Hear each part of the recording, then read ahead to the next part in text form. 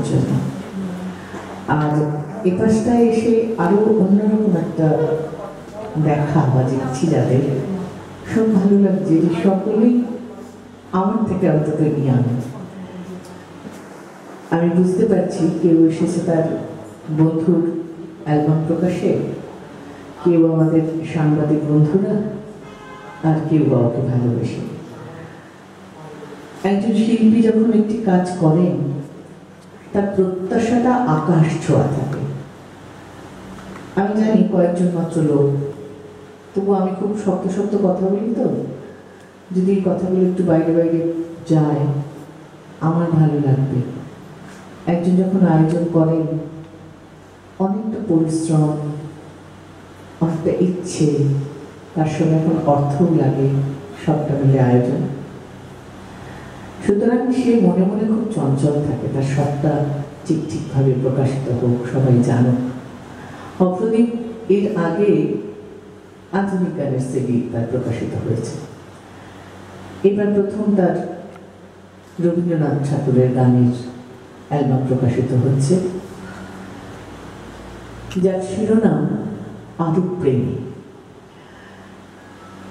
সত্যি সত্যি এই বয়সটা যে কোনো বিষয়েই প্রেমে পড়ে, আর এই বয়সটাই পারে অনেক কিছুকে জয় করে নিতে। আমাদের সঙ্গে যে শিল্পী বন্ধুরা আছেন তারা আজকে সিডি প্রকাশের উদ্দেশ্যে এসেছেন, আমি তাদের একটু সামনে ডেকে নিই। তাদের কাজকর্মকে পাশে রেখে আমি অত্যন্ত খুশি হয়েছি যে অ্যাটলিস্ট এই কজন লোক অবরোধের যে রিলিজ প্রোগ্রামে আসতে পেরেছে। আমি সাগরিকার পক্ষ থেকে প্রত্যেককে জানাচ্ছি আমাদের শুভেচ্ছা ও অভিনন্দন। অবরদীপ অনেকদিন ধরে এই রবীন্দ্রসঙ্গীতটা বার করার জন্য চেষ্টা করছিল। আমার মনে হয় from the month of February থেকে অবরদীপ এটা নিয়ে অনেক আলোচনা, অনেক গবেষণা, অনেক সিলেকশন এগুলো করার পর মাঝখানে অসুস্থ হয়ে পড়ে, যার জন্যে একটু দেরি হয়ে গেল এই অ্যালবামটা প্রকাশ করতে। সাগরিকার সম্বন্ধে দু চারটে কথা বলি।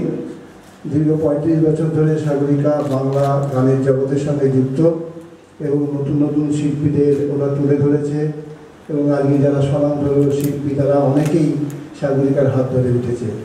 সুতরাং আমার বিশ্বাস, এবং আমরা যে কজন আছেন তারাও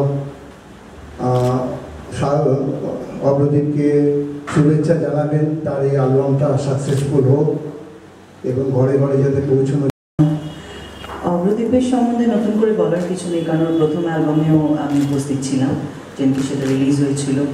আর রবীন্দ্রনাথের গান সবাই নিজের মতন করে আজকাল প্রকাশ করার চেষ্টা করে, তবে আমার এটুকু বিশ্বাস যে অবরদীপের মিউজিক অ্যারেঞ্জমেন্টস বা ওকে যারা যারা গাইড করেছেন তারা ডেফিনেটলি ওর মতন করে কবিগুরুর গান করেছেন এবং ও নিজের মতন করে দিয়েছে।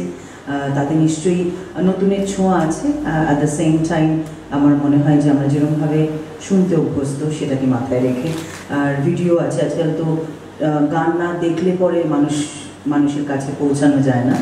So I wish him all the luck. আর সাগরিকা, ইনফ্যাক্ট সাগরিকা সম্বন্ধে বলার কিছু নেই। সাগরিকা সবসময় যেরকম কি বলবো, যারা নামী শিল্পী তাদের সঙ্গেও ছিল, অ্যান্ড যারা নতুন শিল্পী তাদের সঙ্গেও ছিল, আছে এবং থাকবে। So I wish him all the luck for this. মফস্বল শহরে থাকে এবং কলকাতায় এসছে গানের জন্য স্বপ্ন দেখতে, এটা আমাকে ভীষণ হট করেছিল, কারণ আমিও একটি মফস্বল শহরের মেয়ে, আসানসোলে আমার বাড়ি। তোর সাথে কোথায় যেন একটা প্রচণ্ড মিল খুঁজে পেয়েছিলাম।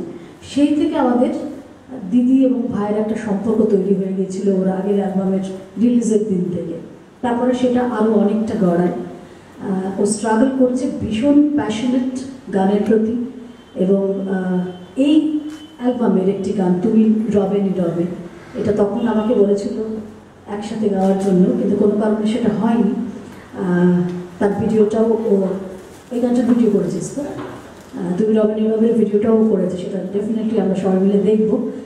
আর এই যে স্ট্রাগল করা, এখন মিউজিক ইন্ডাস্ট্রির খুব খারাপ সময় একটা চলছে, তো সে মানে লোকে সিডি প্রায় কিনছেই না বলতে গেলে, ডাউনলোড করে নিচ্ছে।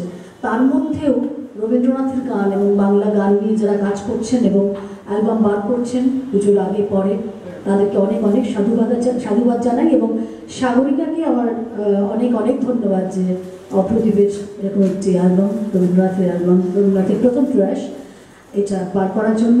আর অপ্রদীপ অনেক অনেক এগিয়ে চলুক, অনেক সম্ভাবনা পাশে পেয়ে তার জন্য আমি অনেকটা কনফিডেন্ট গ্রো করতে পারছি।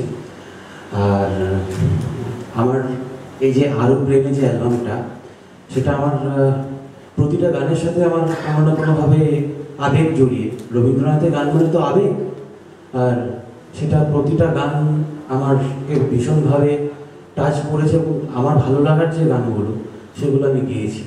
তো সবাই যদি শোনে এবং আমার গান যদি ভালোবাসেন, আমি খুশি হব।